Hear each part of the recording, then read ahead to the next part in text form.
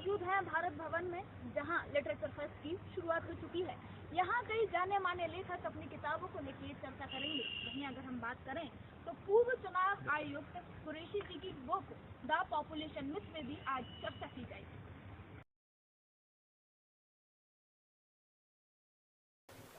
Saw the wonderful work he had done as the Chief Election Commissioner of India, and subsequent to that, the role he has been playing as a celebrated public intellectual is something which we are all extremely proud of, and also something which helps educate all of us more and more with every passing day. Quraishi sir's new book, The Population Myth, which you have come up there, it was a great learning experience to read the book, not just for its content, but for the style that he has adopted, the persuasive approach he has adopted, the non-confrontational approach he has adopted in trying to put points before us. My suggestion to Quraishi Sahib is if he could take some time in the beginning to maybe outline what he thinks are the most important elements of what he has tried to present in the book, and then maybe we could start off a conversation on the book, if that's okay with you. Yeah, sure. That's what I prefer also. There is a PowerPoint, somebody is operating it. I'll take you through a very short PowerPoint. And can we start with that right away? Yeah. Now, are Muslims overtaking the Hindus? This is a question which is agitating the minds of most Indians. There is a propaganda which has raised new pitch recently, particularly after the genocide call, कि बस मुसलमान आ रहे हैं 2 साल में 5 साल में, हर शख्स डेट दे रहा है कि 2024 तक, बल्कि अभी एक वीडियो आया था कि 2029 में तो मुसलमान प्राइम मिनिस्टर होगा। उस पे हमारे एक लीडर ने हैदराबाद के उनको वो हिजाब वाला प्राइम मिनिस्टर भी बना दिया। तो ये इसकी हकीकत क्या है? What is the reality? That is what I'm going to take you through. Now, this is propaganda that is Muslims are just going to take over by producing too many children is creating fear and hostility among the Hindus. So, which is why this is a very active propaganda. I'm dealing with mainly 5 myths in this presentation. There are many more in the book. Next, please. Now, number 1, the Muslims produce too many children and are solely responsible for the population explosion. I start with the confession in the book that yes, Muslims have the least family planning. Only 45% of the Muslims have adopted family planning. And they have the highest TFR. TFR क्या होता है? Total fertility rate, which is the number of children a woman will bear in her lifetime. Now, अब इसमें TFR भी मुसलमानों का highest है, लेकिन अगली चीज जो नहीं बताई जाती कि सेकेंड हाईएस्ट TFR हिंदुओं का, second lowest family planning acceptance हिंदुओं की है। तो अगर मुसलमान बच्चे पैदा कर रहे हैं तो हिंदू भी बच्चे पैदा कर रहे हैं। तो उसमें परसेंटेज भी देखें, मुसलमानों का फैमिली प्लानिंग 45, हिंदुओं का 54, सिखों का इसके मुकाबले में 80%। एक ये भी कई बार उसको लिंक कर दिया गया है कि पेट्रियोटिज्म से जोड़ दिया कि जो बच्चे जिनके कम होते हैं वो बड़े पेट्रियोटिक हैं। तो मान लिया कि सबसे कम पेट्रियोटिक मुसलमान है क्योंकि बहुत बच्चे पैदा करते हैं, लेकिन उसके बाद सबसे ज्यादा अनपेट्रियोटिक मुसलमान के बाद कौन हुए? फिर तो हिंदू हो गए।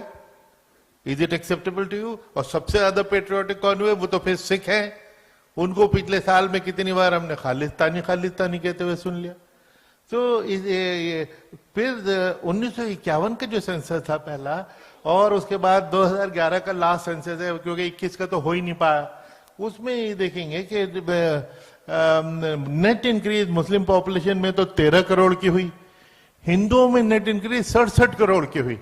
तो कहाँ वो गैप कम होने जा रहा है, बल्कि गैप तो बढ़ रहा है।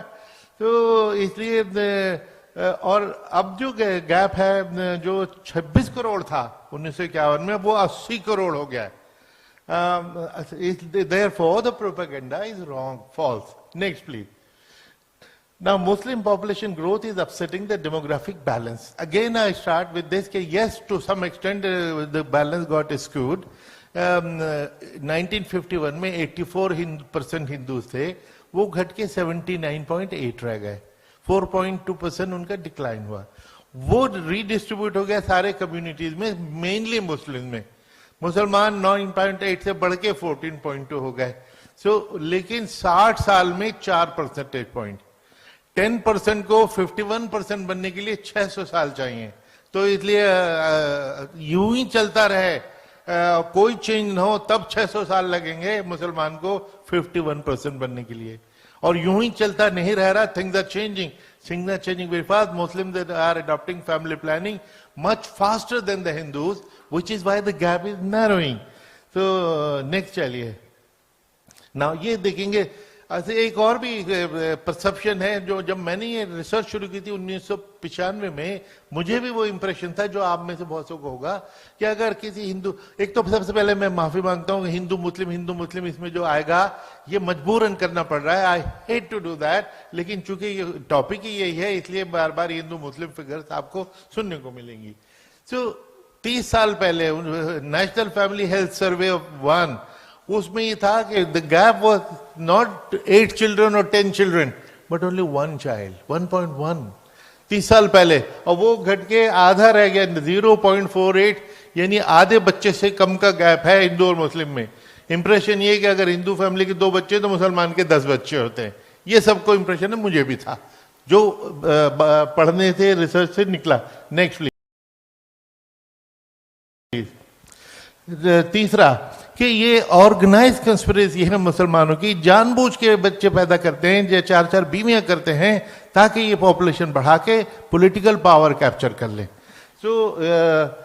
On they are about to succeed within a few years. There are actually मैंने एक कोलाज बनाया है जो इस वक्त टाइम नहीं था, किस तरह के प्रोपेगेंडा के बस 2029 का प्राइम मिनिस्टर मुसलमान होगा वगैरह वगैरह। बेसिकली वही राइट विंग हिंदुओं से अपील कर रहा है कि तुमको भी 8-8 बच्चे पैदा करने चाहिए वरना ये आगे निकल जाएंगे। फॉर्चुनेटली किसी हिंदू ने उनको सीरियसली नहीं लिया, वरना वो भी 8-8 10-10 बच्चे की तलाश में हो जाते।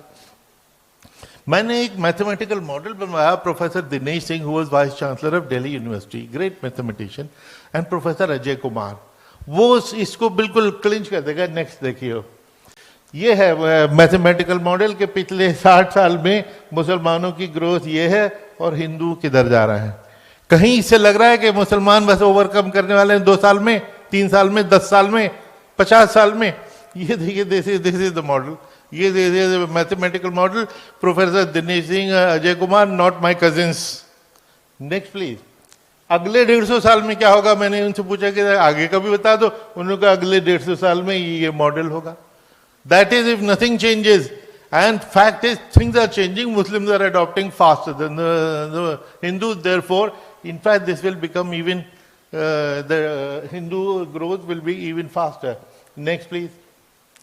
Now, Muslims use polygamy for increasing population.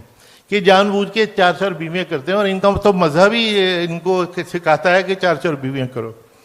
तो ये इसमें मिथ है जो मुसलमानों में भी मिथ है, उसको भी मैंने डिस्पेल करने की कोशिश की है। कि एक बड़े मशहूर नेता के मुंह से हमने सुना था, हम 5 हमारे 25, यानी मैं मेरी 4 बीवियां मिला के हम 25, मेरी 4 बीवियां कल यहाँ घूम रही थी, अभी पीछे बैठी हुई हैं, 4 बीवियां एक के रूप में। तो और हमारे 25 बच्चे, वो 25 बच्चे इसलिए के हैं तो 2 बच्चे, लेकिन वो इतने क्वालिटी के हैं तो उनको लोग 25 गिने, तो बात दूसरी है। हम 5 हमारे 25, यानी हर मुसलमान की 5 बीवियां 25 बच्चे होते हैं, और अब आजकल तो हम 4 हमारे 40, ये कहा जा रहा है। आप में से किसी ने देखा, मैं 74 साल का हूं, मैंने एक जिंदगी में एक मुसलमान 2 बीवी वाला भी नहीं देखा, 4 बीवी और 24 बच्चे 25 बच्चे वाला तो आप लोगों ने देखा होगा या उन नेताजी ने देखा होगा। तो ये बिल्कुल गलत प्रोपेगेंडा है। फैक्ट क्या है कि गवर्नमेंट ऑफ इंडिया की एक स्टडी हुई थी, उसने पाया कि सभी कम्युनिटीज में थोड़ी बहुत पॉलीगमी है, वेरिंग डिग्रीज, और सबसे कम पॉलीगमी मुसलमानों की है। अगली स्लाइड ये है, 15% ट्राइबल में, फिर बुद्धिस्ट, फिर जैन, फिर हिंदू, फिर मुस्लिम। ना सबसे कम पॉलीगमी करने वाला मुसलमान जो अपनी पॉलीगमी के राइट के लिए लड़ने मड़ने को तैयार हो जाता है, मैं समझता हूँ ये गलत बात है। मुसलमान को ही डिमांड करना चाहिए कि पॉलीगमी बैन करो, करता तो जब है ही नहीं। Now, this could have been a one-off freak study, तो मैंने इसको 1931, 41 और 51 के सेंसस से corroborate किया. Exactly the same trend चल रही थी कि सभी communities में और मुसलमानों में तो actually सबसे कम है. लेकिन छाप ऐसी लगाई गई है कि हर मुसलमान की 4 बीवियां. Next, please. Now, this is interesting. Please listen to it carefully. Polygamy statistically is impossible in India. आप इतने सारे लड़के यहाँ पे हैं, आपने जेंडर रेशो एक लफ्ज सुना होगा. What is gender ratio? 1000 मर्दों के मुकाबले में कितनी औरतें हैं? पूरे 120 साल से जेंडर रेशो एडवर्स है. औरतों की गिनती मर्दों के मुकाबले में कम है और आजकल 920 औरतें हैं. यानी 1000 मर्दों पे 920 औरतें. 80 मर्द ऐसे हैं जिनको एक बीवी भी नहीं मिलेगी, क्योंकि औरतें तो है ही नहीं. तो मुझे जब 80 लोग बैचलर रह जाएंगे तो मुझे दूसरी, तीसरी और चौथी कहां से मिलेगी? वो because statistically that is just not possible. तो वो 4 की 4 बीवियां कहां से आ गई नहीं मालूम. Now this is a myth जो मुसलमानों को चेंज करना चाहिए कि मुसलमान अगर ये समझते हैं कि पॉलीगमी मेरा राइट है, ये गलत है. कि कुरान शरीफ की एक ही आयत है पूरे कुरान शरीफ में 6000 आयतों में से जो पॉलीगमी की बात करती है. अब वो इस तरह के तुम 2 या 3 या 4 से शादी कर लो. अब ये सुन के मैं दौड़ के चला दूसरी तीसरी करने, लेकिन आगे क्या लिखता है कि अल्लाह क्या कह रहा है कि only if you can treat them absolutely equally, which is extremely difficult, therefore you are advised to marry only one. So this is a conditional, this is a permission which is conditional, condition being equality. Now I challenge, there are so many ulama, I have never come across, there is another condition which actually is a foremost condition जो हर मौलवी ने भुला दी, ignore कर दी. ये आयत क्या थी? Contact क्या था? ऑर्फन्स की बात हो रही है, ऑर्फन्स एंड विडोज की. उस जमाने में वॉरफेयर होता था, ट्राइबल वॉरफेयर, मर्द बहुत मर जाते थे, बच्चे यतीम और औरतें विडो रह जाती थी. अल्लाह उसकी बात कर रहा है कि तुम ऑर्फन्स के साथ इंसाफ करना, उनके कोई प्रॉपर्टी को हड़प न कर लेना, उनकी अच्छी चीज को अपनी बुरी चीज से रिप्लेस न कर देना, बल्कि सबसे अच्छा होगा कि तुम उन विडोज में से 2 या 3 या 4 से शादी कर लेना, provided you can treat them equally. इसका मतलब ये नहीं कि जो आपकी मेन बीवी है वो तो महारानी और दूसरी बीवी जो आप करके लाए कंपैशनेट ग्राउंड पे उनको बर्तन मांजने के लिए किचन में भेज दिया. That is not intention. So this was for the rehabilitation of the widows and orphans. उस कॉन्टेक्स्ट में था. लेकिन आज आप हिंदुस्तान टाइम देखिए, हर एक को वर्जिन चाहिए होती है. विडो और डिवोर्सी की बात नहीं करते. नेक्स्ट चलिए. This is the last. Islam is against family planning. ये मुसलमानों को भी और हिंदुओं को भी और सभी को ये फीलिंग है कि Islam is against family planning. Not at all. बल्कि इस्लाम में nowhere Quran has prohibited. Quran ने जो चीज प्रोहिबिट करनी थी स्पेसिफिकली प्रोहिबिट किया है. शराब पीना हराम, इंटरेस्ट लेना, जो लोन वोन देते हैं हराम, किसी आउटसाइड मैरिज सेक्स करना हराम. तो जो चीज हराम करनी तो कुरान ने भी किया. बल्कि एक आयत कुरान शरीफ की है कि हमने तुम्हारे लिए जो चीजें प्रोहिबिट करनी थी तुमको डिटेल में समझा दिए. फैमिली प्लानिंग तो कहीं हराम नहीं डिक्लेयर हुई. बहुत सारी आयतें हैं जिसकी फॉर एंड अगेंस्ट इंटरप्रिटेशन हो सकती हैं, वो मैंने सारी उसमें लिखी हैं. जो सबसे ज्यादा है उस जमाने में, जो आज भी हो रहा है, उस जमाने में लड़कियों को जो जिंदा जमीन में दफन कर देते थे. आज हम फीमेल फीटिसाइड के जरिए दफन करते हैं. और उस पर एक आयत आई थी कि तुम लोग जो लड़कियों को दफन करते हो ऐसा न किया करो. अगर तुम गरीबी के डर से करते हो तो ये ऐसा न सोचो कि अगर वो पैदा होगी तो हम उसको खिलाएंगे पिलाएंगे रोज. तो लोग उसको कहते हैं कि खुदा ने वादे किया जो पैदा होगा उसको खिलाएंगे, तो चलो पैदा किया चले जा. वो तो एक कॉन्टेक्स्ट में किया है कि भाई उन लड़कियों को जो जिंदा दफन करते हो ना क्या करो.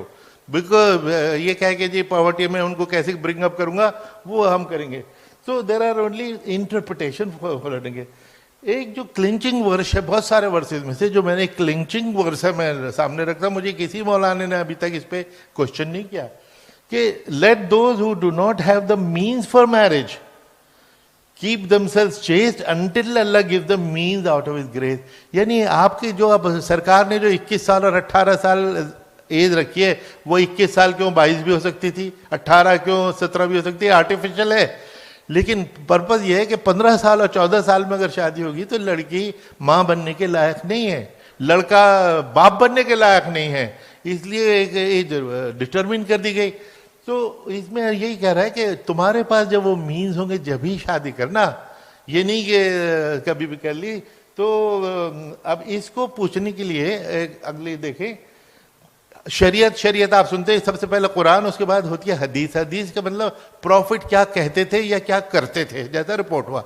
तो एक लड़का उनसे प्रॉफिट से लड़ने के लिए पहुंच गया, उसने कहा कि साहब अल्लाह ने ये कह दिया कि जब मेरे पास मीन्स होंगे जब भी शादी करूं, मेरी सेक्सुअल डिजायर तो मेरी भी है, हालांकि मैं बहुत गरीब हूं, तो मैं क्या करूं।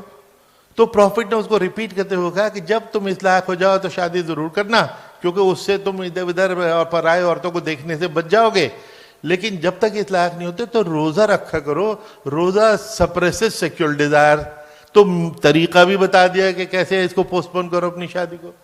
और तीसरी एक हदीस है जो क्लेंच करती है कि एक शख्स प्रॉफिट के पास गया कि मेरे कई बच्चे हैं, मुझे और नहीं चाहिए, और मैं अल अजल एक तरीका जो एक वर्ड है विड्रॉल मेथड, और अंग्रेजी में क्वाइटस इंटरप्टस, क्या विड्रॉल मेथड इस्तेमाल करना चाहता हूं क्योंकि मेरे कई बच्चे हैं। लेकिन एक जू कहता है कि वो तो माइनर इन्फेंटिसाइड है, you are killing the sperm, तो वो गलत है। तो उस पर प्रॉफिट ने कहा कि नहीं, जू ने तुमको गलत कहा, जू ने गलत कहा, यानी तुम विड्रॉल मेथड अडॉप्ट कर सकते हो। तो फैमिली प्लानिंग को डायरेक्ट परमिशन मिल गई। Next please. इनफैक्ट इसमें जो इंटरेस्टिंग बात है कि इस्लाम को मौलाना लोगों ने ये इंटरप्रिटेशन दे दी कि फैमिली प्लानिंग के मुखालिफ है। इस्लाम ने तो 1400 साल पहले family planning, spacing, delaying marriage, 2 साल की ब्रेस्ट फीडिंग, जबकि 1400 साल पहले there was no population pressure of any kind in the entire world. उस वक्त इस्लाम तो पायनियर है फैमिली प्लानिंग का। Next please. Actually, yeah. Just 2 minutes. It's not a Hindu-Muslim issue at all, because it is basically based on literacy, income and service delivery. जैसे जैसे लड़कियों की literacy बढ़ती है बच्चे घटते हैं, इनकम बढ़ती है बच्चे घटते हैं, ये और सर्विस डिलीवरी उसकी बात ही नहीं होती। तो we are barking up a wrong tree. तो आगे चलें। अब ये देखें, जैसे जैसे इलिटरेट के अगर 3 बच्चे हैं तो 12वीं क्लास तक जाते जाते आधे रह गए। अगले दिखाएं। ये education also delays the age of marriage. जैसे जैसे तालीम बढ़ती है एज ऑफ मैरिज डिले होती है। अनपढ़ की अगर 17 साल में शादी हो रही है तो 12वीं क्लास वाले की 22 में हो रही है। उस 5 साल की डिले ने कितने बच्चे, मिलियंस ऑफ बच्चे होने से रोक दिए। Next please. ये उसी का है कि जैसे बच्चों के साथ साथ एजुकेशन से बच्चे कम होते हैं। नेक्स्ट दिखाएं। ये भी ये इनकम, जैसे जैसे रिच लोएस्ट इनकम वालों के 3 बच्चे, हाईएस्ट इनकम वालों के 1.5 बच्चे। Next please. ये भी छोड़ दीजिए। नाउ द सर्विस डिलीवरी, ये इसमें देखिए एक इंटरेस्टिंग डायमेंशन इसमें आएगी जिस पे मैं खत्म करूंगा। Next please. इन सारे सोशो इकोनॉमिक फैक्टर्स में मुसलमान बॉटम पे है, हमें उसको एड्रेस करना चाहिए। नेक्स्ट ना, इसमें की देखेंगे जैसे ये literacy among Muslim main and women, green जो है वो मुस्लिम है, लेकिन interestingly the right next is orange Hindu. अगर मुसलमान बैकवर्ड हैं तो हिंदू भी तो बैकवर्ड है। यही वजह है कि उनकी फैमिली प्लानिंग भी सबसे कम है। तो आप देखेंगे जो अगले 3-4 चार्ट आएंगे दिखाते जाएं, और अगले देखें, और अगले देखें, अगले देखें। तो Hindus and Muslims are in the same boat, से shoulder to shoulder. Next please.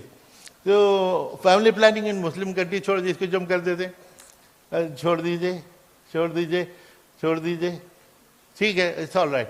सो ये इसका ओवरऑल इसका फिर जिस हुआ कि ये जो इसके बारे में इतने मिथ हैं, और सारा डेटा भारत सरकार का है, entire data as a census और national family health survey 1, 2, 3 and 4।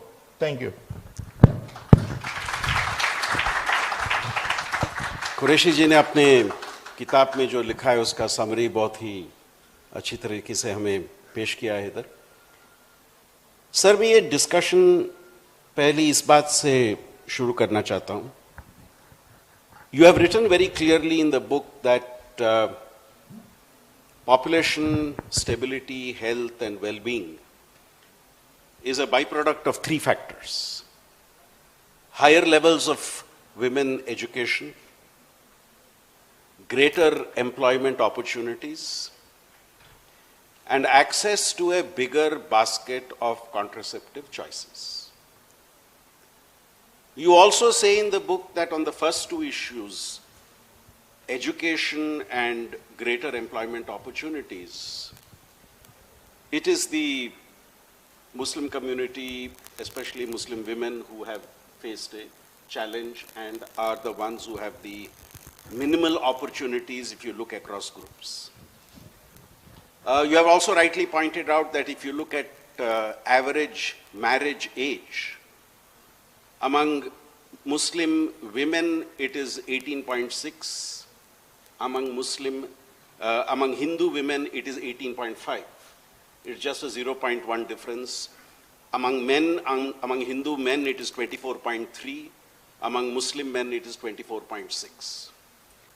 Now my question is, while the economic factor, education factor and employment factor among Muslim women could be a factor, I'm raising a larger issue. Is it a cause or is it the effect? You see, we often tend to make that the principal factor.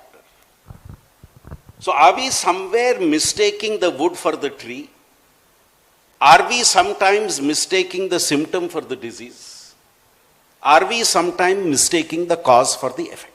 That's my first request for you to elaborate. The very, very good question. In fact, for most of the 70 years, the perception was that if you want development, you have to control population.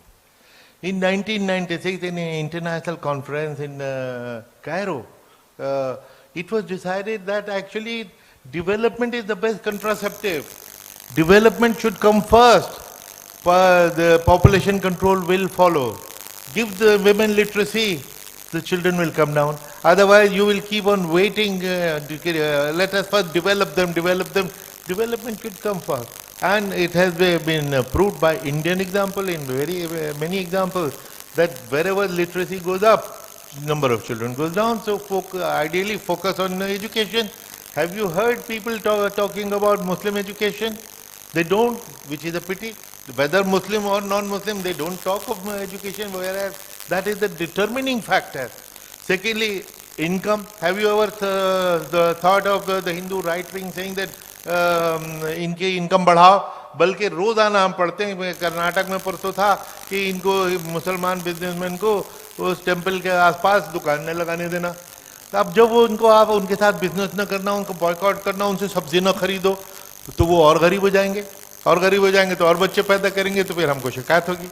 अरे भाई उनकी income को address करो तो population control automatically हो जाएगा. तो ये सर्विस डिलीवरी नहीं होती. हमने देखा सुना कितनी बार तो हर मुस्लिम क्लस्टर को मिनी पाकिस्तान कह के एड्रेस किया जाता है. तो मिनी पाकिस्तान में मैं क्यों जाऊँ डॉक्टर पोस्ट होने? मिनी पाकिस्तान में मैं क्यों जाऊँ? अगर आप भाई नहीं जाओगे तो वहाँ पॉपुलेशन बढ़ती जाएगी, इसलिए जाना जरूरी. तो इन तीन सोशो इकोनॉमिक डिटर्मिनेंट को समझना बहुत जरूरी है और उनको एड्रेस करना चाहिए. So my second question before I open it up to the audience. As you emphasize in your book, the growth in terms of the Muslim population in the country, if you look at 1991, they were 12.6% of India's population. If you look at the projections for 2021, it is at 15.4%. Which to a lot of people who look at the statistics would say that the percentage has gone up, though the rate of increase has come down. That distinction is important, but a lot of people would not look at the second point, but would look at the first point, that the rate of increase is still very, very, the difference is quite alarming. I think it has come down from 6 times to 5 times to 4 times, if you look at the difference between Hindus and Muslims. But in the book itself, you say that if you are thinking of, where none of us will be around then, if you are looking at 2101, the Muslim population, if it goes at the current rate, would be 18.8% by 2101. Now, as an analyst, I am asking the question that while the rate of increase is reducing, the fact of the increase is a matter of alarm for segments of society. And what would your response be to that? And a second connected question, because I want to go to the audience next. You refer to polygamy. The last official data that we have is the 1975 data, if I'm right. But I was also referring to a study which I read before coming here, which is the National Family Planning Health Survey done in the year 2006. And this survey says that 2% of women in India said that they have more than one husband. I'm sorry, I put it the other way around. 2% of women said that their husband has more than one wife. 2% of women. And the percentage was not very different when it came to the Hindus and the Muslims. But then I would want your response to both these questions. Yes. The second one first, because I forget. Now, polygamy, I have already shown you that although polygamy is statistically is impossible, yet there is some polygamy, which I showed you. Now, polygamy and population growth are two different things. If the fact that 5.7% Muslims marry twice, 5.8% Hindus marry twice, so this is very good for family planning. Because there are studies which show that the only wife of a husband, if she has on average 5 children, the second wife they drop down to 1.6. Which if these two women had gone to two different men, 5 children here, 5 children there, they would have produced 10 children. If the woman goes to the same man as the second wife, her number of children is only 1.6. These are studies available, quoted here. So actually, if there is some polygamy, it is not an alarm for family planning. It is not an alarm for population growth. Actually, it will contribute to population control. So, पहला आपका था, well, it is true that from 14% in 20 years and it will become 15% because the Muslim rate of growth, TFR, is still the higher. 2.6 as against 2.1 of the Muslim. Because the factors influencing family planning behavior are the most adverse among the Muslim. One figure which I have not mentioned nor has the professor, that there is a concept of unmet need. And this is very important to understand because as it is convincing people to adopt family planning is very difficult. Now, the largest unmet need is among the Muslims. 16% of the Muslims are already sold on the idea of family planning. They want to do it, but there is no doctor, there is no nurse, there are no contraceptives. So, unmet need. The Government of India लगा दे 3 महीने का campaign कि इनकी need को meet करना है. आप देखेंगे the ratios and the figures will change. So, the fact that family planning has not reached them, and because we have diagnosed the problem wrongly and we have not addressed the 3 real issues, that is our problem. So let's open the dialogue open to the audience. Yes, please, Yes. go ahead. Pass on the mic to the gentleman there. Hello. आपका दूसरी बारी हो, उनको पहले mic दे दियो. Good afternoon, sir. Sir, my question is about... Please introduce yourself. Sir, myself Ravi Vishwakarma. I am from JLU, a media student. Sir, I would like to take your view on population control bill, which is recently in discussion. But sir, जो center का एक reply रहा था Supreme Court में, they said कि we are not planning for this law क्योंकि हमारी population जो rate है वो घट रहा है. So sir, your take on this? In fact, there was no need for a UP population bill or a Assam population bill because we already have a population, national population policy of 2000 of India is already in operation. And it is a great success story. Unlike China, where they have one child norm, ye hoga, punitive action honge, no punitive action, only persuasive, only education, and we have already achieved the replacement rate. Replacement rate का concept क्या है? 2.1. यानी 2 माँ बाप हैं, जब वो चले जाएंगे, उनके 2 बच्चे उनकी जगह आ जाएंगे, population replace हो गई. Now, what is this 2.1 doing there? Because there will be some children who will die, उसका मार्जिन रखने के लिए 2.1. When the TFR is 2.1, which means we have reached replacement level, अब पॉपुलेशन बढ़ेगी नहीं और इससे कम हुआ तो पॉपुलेशन घटेगी. 25 स्टेट में TFR से नीचे हम आ चुके हैं. 25 स्टेट में पॉपुलेशन घटेगी और यही वजह. लेकिन इंडिया में अभी पॉपुलेशन 20 साल 30 साल अभी और नहीं घटेगी, हालांकि उसकी कंडीशंस क्रिएट हो गई. बिकॉज द पीपल जो 12-14 साल पहले पैदा हुए थे अब वो प्रोडक्टिव एज में आ रहे हैं, उनके तो बच्चे अभी होंगे. तो 2040-41 तक पॉपुलेशन का मोमेंटम रहेगा. उसके बाद पॉपुलेशन डाउन आनी शुरू होगी ऑफ ऑल कम्युनिटीज. यूरोप के कितने देशों में इंसेंटिव दिया जाता है कि दूसरा बच्चा कर लो भाई और इतना तुमको फीस मिलेगी, इतना इनकम टैक्स रिलीफ मिलेगा, वो मिलती हैं. क्योंकि जहां पे TFR कम होता है वहां पे पॉपुलेशन रिप्लेसमेंट कम होती है. जो बिल में जो प्रॉब्लम थी ना, बिल के में एक निर्मला बुच, एक मध्य प्रदेश की ऑफिसर थी निर्मला बुच, आई थिंक राघव बताएंगे, बड़ी सीनियर. उन्होंने एक स्टडी की थी. 5 स्टेट में इससे का बिल आया था कि जिनके 2 से ज्यादा बच्चे होंगे वो इलेक्शन नहीं लड़ सकते पंचायत का. और उन मर्दों ने अपनी औरतों को तलाक देनी शुरू कर दी, बच्चों को एडॉप्शन में देने शुरू कर दिया, क्योंकि इलेक्शन तो जरूर लड़ना है. तो ये बड़ा काउंटर प्रोडक्टिव होता है. और उसी चाइना पे जिस पे हम बड़े हुए सुनते हुए 2016 में उस चाइना ने 1 चाइल्ड नॉर्म को अबैंडन कर दिया, 2 चाइल्ड नॉर्म शुरू कर दिया. वो फेल हो गया. 2019 में 3 चाइल्ड नॉर्म पे आ गए. तो 2 child 3 child norm actually is absurd, is a wrong idea. India की जो पॉपुलेशन पॉलिसी है persuasive and educational, motivational, giving you choices, informed choices, that is the best strategy and it's a great success story. Yes, second question, please. Good afternoon, sir. My name is Sanchit Shrivastava and I'm a student of Jagran Lake City University. So, as you mentioned also about the UP conversion bill, so there is also a notion in the society, and I would like to call it as a misconception, that people say Muslims use conversion as a method of population growth and they want to expand, so that's why they are using conversion and they are persuading other peoples to convert into Islam.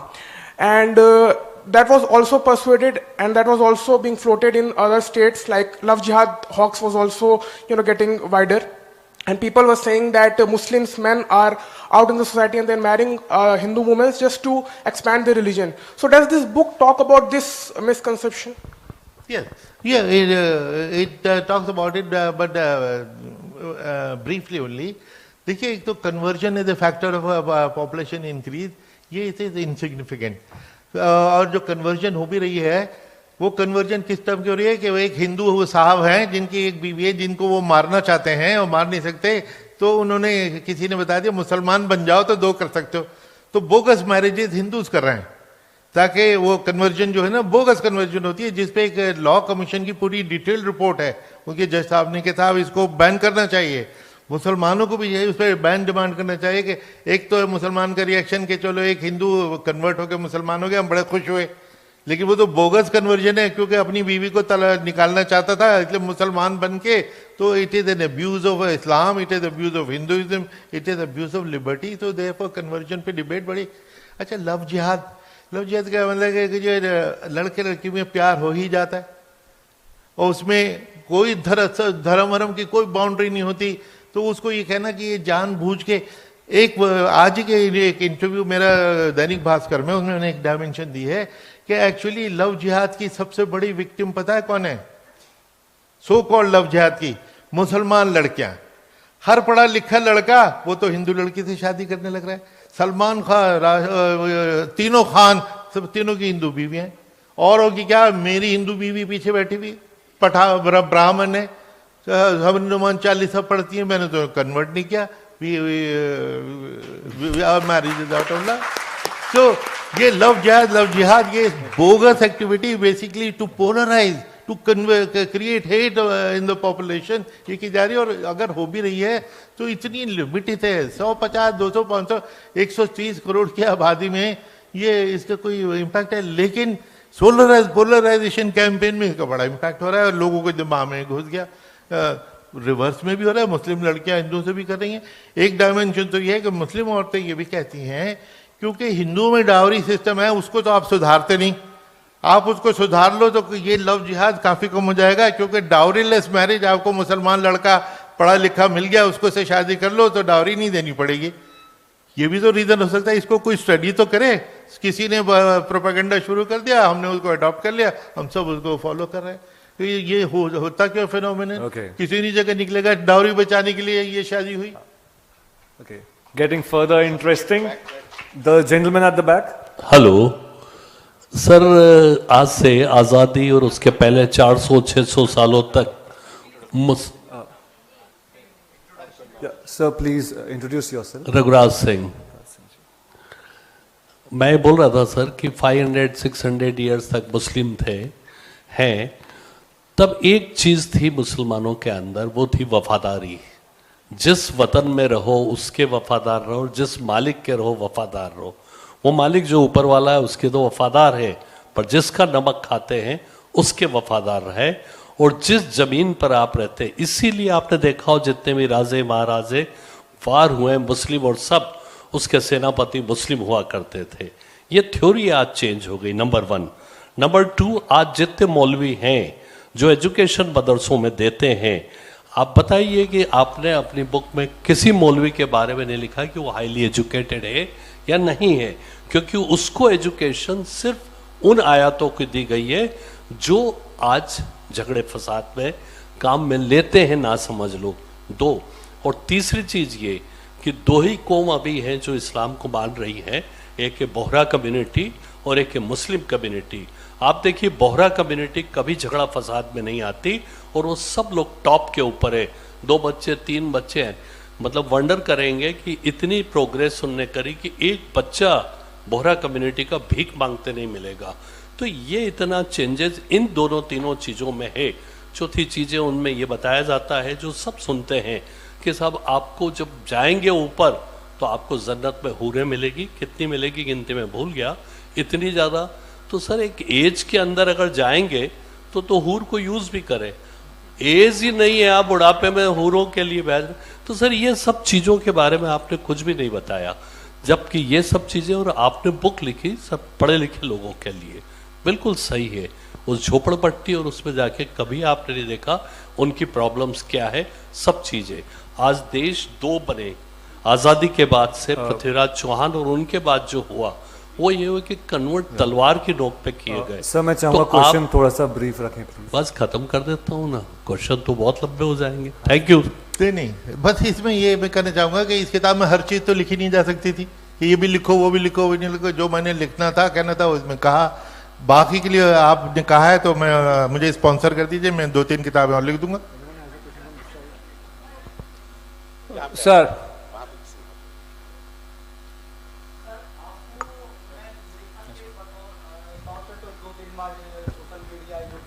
सुना हूँ, अभी मैं आपको बतौर mic ले लीजिए please and खुद को इंट्रोड्यूस। हाँ सॉरी, इंट्रोड्यूस। मेरा नाम शिवाशीष तिवारी है और मैं अभी कुछ दिनों से नया पत्रकार बना हूँ। सर मैंने आपको कई बार सुना है और आपको कई बार पढ़ने का भी मौका मिला है किताब के द्वारा। सर मैं जब आपको सुन रहा था तो अभी लेखक के तौर पर सुन रहा था, इससे पहले आप एक पूर्व चुनाव आयुक्त भी हैं। 2 धर्मों की जो लड़ाई है, नाम लेने की जरूरत नहीं है, और उस पर क्या क्या नहीं हो रहा है, वो सिर्फ वोट के लिए हो रहा है। और ये आपसे बेहतर कोई नहीं जानेगा क्योंकि आप पूर्व चुनाव आयुक्त हैं। आपको क्या लगता है निकट भविष्य में कभी आपकी किताब जो लिखने का मकसद था वो जनसंख्या वृद्धि पे लिखा है, इतना डिटेल में समझाया है, और पूरा का पूरा जो नैरेटिव बनाया जाता, मैंने भी यही सुना है कि 4 बीवियां होती हैं, 40 बच्चे होते, क्या कभी ये खत्म हो पाएगा? आप क्या? नहीं, ये आपने बहुत अच्छा सवाल किया कि ये इलेक्शन से जो आपने इसको जोड़ा। द फैक्ट इज ये सारी पोलराइजेशन कैंपेन इलेक्शन रिलेटेड ही है, और पिछले 15-20 साल में ये साबित होता चला जा रहा है कि पोलराइज एंड विन। तो अंदर से चाहे उनको मालूम भी हो फैक्ट्स क्या हैं, लेकिन इस तरह का गलत अफवाह फैला के अगर हिंदू मुसलमानों में नफरत पैदा करा दी जाए और हिंदू वोट कंसोलिडेट हो तो इलेक्शन जीतना आसान है। तो ये अनफॉर्चुनेटली सिचुएशन ये है। हालांकि अभी पिछले दिनों यूपी के इलेक्शन हो, हम काफ़ी टीवी चैनल पे देखते थे कि एक आम बाजार का आदमी, गरीब आदमी भी कहता था अरे भाई हिंदू मुस्लिम सुन के हम थक गए। हो सकता है कि एक फटीक फैक्टर आए किसी वक्त, एट द मोमेंट तो अभी कोई सिल्वर लाइनिंग नज़र नहीं आ रही, लेकिन आगे ये लोग इससे तंग आ जाएं और उनको ये चीज़ नज़र आ जाए कि ये तो जानबूझ के सिर्फ लड़ाया जा रहा है इलेक्शन जीतने के लिए, इलेक्शन के बाद सब हालात ठीक हो जाते हैं। तो इसको कैसे रोका जाए? At the moment unfortunately I have no strategy except hope, but hope is never a strategy, we must have institutional mechanism. Okay, last question from Surendra Singh ji, BJP. Mic on karo. I am a retired civil servant. You have rightly said in the beginning itself that the myth about Muslim population is it is mostly a myth and less of facts. I just want to know your opinion about one thing, that most of the rational Indians do understand what all you have written in the book. But what is the reason that whatever is thrown at the Muslim community, it gets stuck to them? And what the Muslim community is doing to ensure that this which is thrown to them is rebutted, like you have said in the present lecture? Because this is what is lacking, and as one of my young friends has said, there is a very extreme polarization in the society which is very harmful for the country. ये आपने बिल्कुल ठीक बात कही कि इतना wide spread myth है। जैसे मैंने बताया कि जब मैंने 1995 में स्टडी शुरू की थी तो मुझे भी ज़रा सा ये डाउट था, ये चीज़ें मेरे दिमाग में हो गई थी। लेकिन सर मैंने ये देखा मेरी किताब का रिस्पॉन्स कि मैं अगर आप अमेजन पे जाएं 170 कमेंट्स हैं, 5 कमेंट तो एसवाई कुरैशी नाम देख के ही गालियाँ, मुसलमान ऐसे वैसे वैसे, वो 5 हैं वो बेवकूफ़। लेकिन बाकी के 165 ने ये पे ये कहा कि आई ओपनिंग, रिवीलिंग, हमें नहीं मालूम था ये इतने, और ऑल आर हिंदूज। तो इट मीन कि वो Hindus have an open mind. जब मैं तो अक्सर स्पीचेस में कहा है कि देखिए India is secular because Hindus are secular. जिस वक्त इंडिया का नई रिपब्लिक बना था उस वक्त हिंदू राज बना सकते थे, कोई भी नहीं करता। कॉन्स्टिट्यूएंट असेंबली ने सिंगल वॉइस से 83% उसमें हिंदू थे, उन्होंने सेक्युलर कॉन्स्टिट्यूशन अडॉप्ट किया। सेक्युलरिज्म हिंदुस्तान में हिंदुओं के दम से ही जिंदा है और उसी के दम से सरवाइव करेगा। And this also answer the previous question also कि यही होप है। Thank you so much sir. Last question from Amreen Zaidi ma'am and sir. Please turn on the mic, sir. Please just tap on the button. Yeah. Sir Amreen Zaidi, मैंने जो चीज कही थी उसके लिए मैं सॉरी करने के लिए आया था। मैंने हर मुस्लिम का नहीं कहा, आज वफादार है, देश की फौज से लेके हर जगह है। मेरे जितने भी फ्रेंड्स हैं मैक्सिमम मुस्लिम है, मैंने उनकी किसी की वफादारी पे नहीं किया। मैंने आज़ादी के पहले की बात करी थी, आज़ादी के बाद की बात भी यही है कि मुस्लिम वफादार है और इस देश का एक पार्ट है। इसलिए अगर किसी को उस मीनिंग में कुछ ये लगा हो, क्योंकि हमारी फौज में भी आज मैक्सिमम मुस्लिम है, ऑफिसर्स में मुस्लिम है। नहीं, हमने उसको पूरा में कोई नहीं माना। नहीं, मैं अगर किसी को लगा हो नहीं, तो मैं उसके लिए सॉरी करता हूं। नहीं, बल्कि थैंक यू। बल्कि आपने एक अच्छी बात कही थी, वो भी मैं सबको याद दिला दूं। कुरान शरीफ की एक आयत है, हुब्बुल वतने मिनल ईमान, अपने वतन से प्यार ईमान का, फेथ का हिस्सा है। हर मुसलमान को ये मजहब सिखाता है। No, I was actually very shocked because आपको पता चल रहा है मैं क्या हूँ, मेरे लिबास से या कुछ। मैं एक मुसलमान हूँ and my husband is a army officer. और इतने बड़े पब्लिक फोरम पे बोला जाता है कि पहले मुसलमान जो थे वो बहुत ज़्यादा उनके अंदर देशभक्ति थी, वफादारी थी, अब वो चेंज हो रहा है। मतलब you are questioning us, that is why I demanded a public apology from you and thank you so much for this sir. Thank you so much.